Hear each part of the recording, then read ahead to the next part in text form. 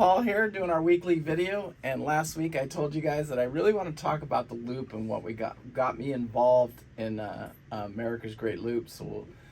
But before I do, I really want to say thanks. I enjoyed the yacht training with Andy this last week. It was an amazing experience taking him out there and trying to train him. He's never boated with these big boats before, and he got a 43-foot, I'll show you a picture of it here, a 43-foot Marine Trader. It's a newer version. It's like the one we did for Brian's in 1987. It had twin Cummins engines in it, and he even got to learn how to prime those Cummins engines on this particular trip. But I always, when I do my yacht training, something I do is I want, when I leave, like when I left Andy, I needed to feel comfortable that he could slip the boat by himself. And the reason is because it just makes it so much easier, you know, like when you're in control of the boat and you're putting it in the slip. I think it takes out a lot of the stress if you don't have to, like when you're working with your wife or your partner or whoever. And you know, driving the boat is the big part of of slipping it, taking it to the dock and on the dock. And if you can do that almost by yourself and just need such little help, I think it really helps, and I think it helps the relationship, and it makes for a better boating experience. And it also, like, you're the commander of the vessel. I mean, you should be able to slip your boat and not get all stressed out and stuff like that. So anyway, but a great experience. The guy has never driven a boat before of this size. After 4 days of pretty intense training, it's, you know, we start from the time I walked in there, you get in the boat and we start driving, you know, and it's just all about slipping. Anybody can drive a boat. I need you to be able to put it in the slip, baby. And that's what he did. He just did a fantastic job. And every time I you know, there's a time and a place for everything. And I would say, hey, what do you think? One more? And he always was up for it and said yes. Anyway, thanks, Andy. It was just a great 4 days. And the whole experience went well. The boat ran really great for us. We ran out of fuel once for you Patreons. I like to do that in my Patreons, you know, share some of my private life and maybe take some a little more advanced stuff in what I'm doing. And that's what Patreon is all about to me. So, you know, the guys that pay the $5, they should get something extra than, you know, somebody that just follows the channel. So that's just what I do, you know, whether right or wrong, that's what I do. Anyway, the America's Great Loop. So what's a funny story, because I don't even remember, I didn't know anything about the loop. A lot of these guys that I've been looping with and stuff like that, they had planned this loop for their entire lives. Not me. I didn't even know what America's Great Loop was, and I didn't know anything. So this is like 3.5, 4 years ago, let's say. I had my corporate job, COVID hits, and things go sideways really quick, and we all got laid off at the plant. I was this rental manager at a trade show convention business, and I'd done it for 10 years. And, you know, I was making, you know, I was a 6-figure salaried employee there. I was number 4 on the list. And anyway, COVID hits, and, you know, right at my job is where everybody got cut. From my job down, everybody got cut. So I said I had saved a little bit of money. We have done a little things, and we were making that transition anyway, looking at, you know, retirement, because I was just literally talking to this about my son. People always say they're going to do this, like they're going to go to the Bahamas, they're going to do America's Great Loop, they're going to do all these things, but nobody ever gets to it. And I just said I can't live my life like that I've got to get to this. I've got to do something. So I started looking at boats, and let's say that was 5 years ago, and I had been looking at all these boats, you know, but I really didn't know what to do or where to go. And then after I lost my job to COVID, I said, hey, you know, I'd like to make a transition and to do something that I really love to do, and that's boating. I love boating, so I need to get a captain's license. So what's the best way to gain sea time and get my captain's license? For me, when I looked at it, because I was living on the West Coast at the time, it was in St. George, Utah, and I said we could go to LA, and I was looking at boats down there. But the ruggedness of LA, now that I've boated boats, I've boated on the West Coast and I've boated on the East Coast now. And I knew the West Coast better than I did the East Coast, but we had owned a shrimp boat in Mobile Bay for years and years. And so I kind of knew a little bit about, you know, the type of boating in both locations, but I didn't really know much about it until I started Googling, and then I found out about America's Great Loop. And what I liked about the America's Great Loop, A lot of it's intercoastal. You got this highway, like this intercoastal highway, and so the boating is protected by weather and stuff like that. And so I kind of like that. And then you get to go to the Great Lakes and all the river systems and stuff like that. So then I started thinking about it. If I stayed on the West Coast, because in the West Coast we were going to take the boat and leave LA area, let's say, and we were going to head down to Alaska. But the boats, like the boat I was looking at down in LA, it was about 300 grand at that time for this particular boat. And looking back at that whole experience, I just knew better. And that wasn't even the right boat at the time. And I'm like, that would have been a huge, huge mistake. But I kind of knew that in the back of my head. And I said, well, let's take the route of this one, least resistance. And we had family down here. Bev's parents live in Alabama over there in Gulf Shores. So we kind of had family in this direction, and we had like a little bit of a plan. And then we got here, we started looking at boats, and I said, I'm just going to buy the boat. We're going to go for it. And then I said, let's just do America's Great Loop, because that'll get me my sea time that I need, because you got to have about 360 days. And I have plenty of other times driving other boats and stuff like that. But I really wanted it to be on these 50-foot trawlers type things. And so I said, let's do America's Great Loop, because it does two things for me. It gives me a new experience in life, and something, that, it's, for some people, it's like the pinnacle of their lives, like climbing Mount Everest or something like that. They compare it to that. You actually have a better shot at climbing Mount Everest than you do completing America's Great Loop. And once you do it, or once you get started on it, you'll understand that too. But the whole point is, in my head, this is what I was thinking, was I can go do the America's Great Loop, I can get my year of sea time that I need, and I could feel comfortable as a boat captain. I know the locations, I know each city and stuff like that, and then I can start getting jobs and taking the delivery jobs, and this is what I did, and I slowly started building this little career up to where it's at now. And now, even the job that I have at Little Palm is all about me driving the boats in all types of weather conditions. And you can't get that kind of experience without going there, because my level of experience driving a boat now would be probably advanced, just because of that job that I have at Little Palm, probably 10 to 15 years, something like that, because not all of us drive our boats. But when you're doing America's Great Loop, you're at a different environment, a different marina every day. You're doing something different every single day. And that gave me the tools to get the captain's job that I need, like at Little Palm or any place else that I really want to get a captain's job. And it advances you very, very quickly. And it also advances my skills and keeps me sharp when I go out there and train you guys on how to drive a boat. So that was my plan. And actually, I executed the plan. We started on America's Great Loop, as you guys know, in Loop Princess. And then just after I finished Loop Princess, literally, this boat came up, Southern Estate came up for sale at just a ridiculously discounted price. And, without my twin brother, you guys, everybody knows Pete on the channel here by now. But without his help, I couldn't have done it. But he jumped in, gave me a hand, and we were able to even do the loop. And I wasn't committed 100% to the loop in Loop Princess, even though we probably would have finished it in Loop Princess.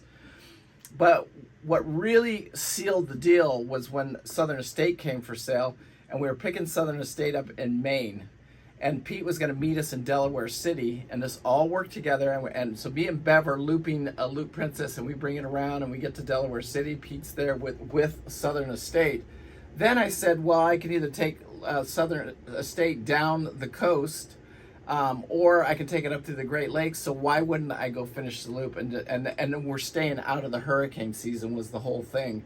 And just the learning curve that we did, because me and Bev actually stopped for a month at a time in a couple places, just waiting out weather and stuff like that, because the actual America's Great Loop is only 50 miles a day.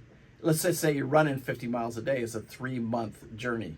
So all the other time, like when you say most people will take a year to do the loop, that out of that 3 months, that's your actual travel days, so you take 90 travel days, times them by 50 miles, it's 5,000, it's a little less than 5,000, 4,500 miles. It's a little bit more than that, because it is about a 5,000 mile journey on the one we took. Now, if you go to Canada, it's a little bit more than that. But the year we did the America's Great Loop and committed to it, and we did it in Southern Estate and Loop Princess, Canada was closed, so we could only do the U.S. So we did the shorter version of the loop, which is that's right at 5,000 miles. I think it's a little bit over 5,000 miles. So if you take that 50 miles, which let's just say it's 60 miles, times 90, it's about 5,000 miles, and that's about correct. So, I did the loop. I completed the loop. I've actually done it twice now, because then the next time I did it, it was as a paid captain, because I was delivering boats all over the place. I spent the next year after I completed the loop, just every delivery that I could get on, I went on, and I discounted my rate. Maybe that's another video that we'll talk about some other time, but you know what I'm saying, because you've heard me talk about this in my video before, where I say you can either love your money or you can love your life. And that's just where I'm at in life. And so, and for some reason, we turn everything into a business. It's just in my blood. That's what I do. Because I am not rich by any stretch of the imagination, but at the same token, I take advantage of every situation that I can. So when I'm able to, like having this YouTube channel and the special gift that the Lord has given me about that, and then I can use that, and then I can use Southern Estate and Loop Princess, and I can use it as a tax write-off, because it's all part of a business, and it's part of a business plan, and it's kind of actually worked, and making this transition from a corporate job to self-employment and doing it all just kind of worked together, and it seems to be doing okay. Like I'm probably make a little bit more money than I did even at my corporate job. But at the same token, it costs a lot of money, because keeping Southern Estate up and stuff like that is no cheap task. I've talked about this in other videos in the past, where it's about $30,000 a year just to keep the upkeep on one of these, especially these old trawlers. And the people that don't spend it, their trawlers show it very, very quickly. So anyway, I get it. The Great Loop for me was not it wasn't a lifetime. I didn't get up and breathe the loop every morning. I didn't know about the loop. I didn't know anything about it. I just knew that the boating on the West Coast was much more rugged. It would cost me a lot more money. Or I could go do the loop, stay inside these protected channels for the most part, and I could go experience that. And it was quite a journey too. And so it was an easy decision to drop the West Coast and come over here, because I could buy a much less expensive boat. I didn't need to spend, at the time, I put about $150,000 budget. That's all in, and then I knew that it's when I sold the boat I could recoup some of that money, and that was my all-in budget. But that, again, that's buying the boat and everything. Looking back, and next week, that is the video for next week, is can you loop on a budget in today's market, and how much money would it cost to do it? Because I've said this in other videos too, where anybody can go do America's Great Loop, but you have to have some type of budget. You've had to have saved some type of money to have some type of budget to do the loop, because you got to buy the boat, the fuel, everything, and it's all just simple math. You got to have some money to do this. And I've heard other people that, they have this income coming in, let's say $5,000 a month. With that income, they're trying to finance a boat, and then they're trying to finance their fuel, and they're trying to finance this and trying to finance that. And it can work, but for me, I don't have that. I didn't have that luxury. I don't have $5,000 a month coming in any type of income. The only way I have $5,000 is do more videos, more YouTube videos, which aren't very good. So that it wasn't very lucrative. Just joking, but anyway. So for me, it was just a great opportunity to accomplish something in life that not many people do, and to do it what I thought was an investment in myself and in my future, and doing something that I love to do. And I just went for it. I just all out put my heart into it, and I went for it, and it kind of paid off for me, because here I am. I'm living here in Marathon, Florida, on my 50-foot boat with my twin brother Pete, as you guys know. And you know, some people may think that that's living the dream, and it is kind of a dream. You know, sometimes I do wake up and pinch myself and say, "Is this real? Did this really just did this happen?" And sure enough, it did happen. And here I am today, and where the future goes and how it goes, you know, I don't think anybody really knows. Nobody is guaranteed anything, you know what I'm saying? Nobody is guaranteed, you know, that we get up tomorrow. Nobody is guaranteed anything in life. You're only guaranteed what you want to do. And if you put your heart and soul into it, I think anything's achievable, and something I've always it's like a life thing for me that has always been in my life, you know, because I remember just being a childhood kid and, you know, going back in life, you know, and my mom would say, "This is what you're going to do," and I always believed that anybody could do anything that they wanted to do and achieve any goal and do anything that they wanted to do, and it's just the way I've always lived my life. And so for me, you know, the Great Loop was just an incredible experience. You know, the people that we met, the boating that we got to do, that I got to accomplish. You know, I'm so glad and so grateful that I got to do it, and it kind of made this career change that I absolutely love. I love being on the boat. I love being on the water every single night now. You know, over at Little Palm, you guys see me because being at Little Palm, we're in every kind of weather condition that you can be in, and it's really advancing my skills as a boater, like I said earlier in the video. You can't get that, you can't buy that experience, because even when we're doing America's Great Loop, you know, I'm parked on, when the wind's blowing at 20 knots, I'm parked usually, not inside the canals. That didn't really bother you, over on the lakes and stuff, like, not the lakes, on the river system. You know, 20 knots of wind really isn't that big of a deal, but on, you know, like, the Great Lakes it is, and then the open oceans it is, but in the canals and ditches and stuff like that, it really, 20 knots of wind really isn't that big of a deal, because you're hitting, and that's one of the things that attracted me to the loop, is being, you know, having that thing. Also, the boats that we have for sale right now that I'm helping different people with is the 43-foot Alban here in Boot Key. Absolutely gorgeous boat, but that's a cruising boat. It is not a looping boat. I do have another boat over in Louisiana. It happens to be a 40-foot DeFever twin screw with twin Perkins in it. I'll show you a picture here. That one, you know, that's the $50,000 range. Really nice boat, it looks like, for that budget-minded boater that was looking for one to go do the loop on. Just a great boat to go do the loop on. Very maneuverable with its twin Perkins engines in it. Should be a fairly turnkey, ready to go boat that could make somebody just an amazing loop boat. And then the 29-foot Ranger. I'm actually, last week's video we talked about the market a little bit, and we're starting to see a lot of action. I think people are, you know, they're coming into the holidays, and then they're thinking about after the holidays. So we've got quite a few people now. I've got 2 or 3 people, and actually got an offer on the 29-foot Ranger this last week, so that's always good. Anyway, and again, special thanks to Andy this week, and then we have some more training coming up in the next couple of weeks. So again, I hope you guys are watching those. I hope you guys, you Patreons, are enjoying the Patreon part of the channel and the specialness of me, you know, sharing some of the personal stuff that I do as training, because I think it's important, you know, like I explained in the beginning of the video, that is a personal time, and it's a personal experience, and just about all of you guys that are Patreons, everybody has my phone number. And that doesn't mean that just regular subscribers don't have my phone number too, but the Patreons, you know, we talk quite often, basically.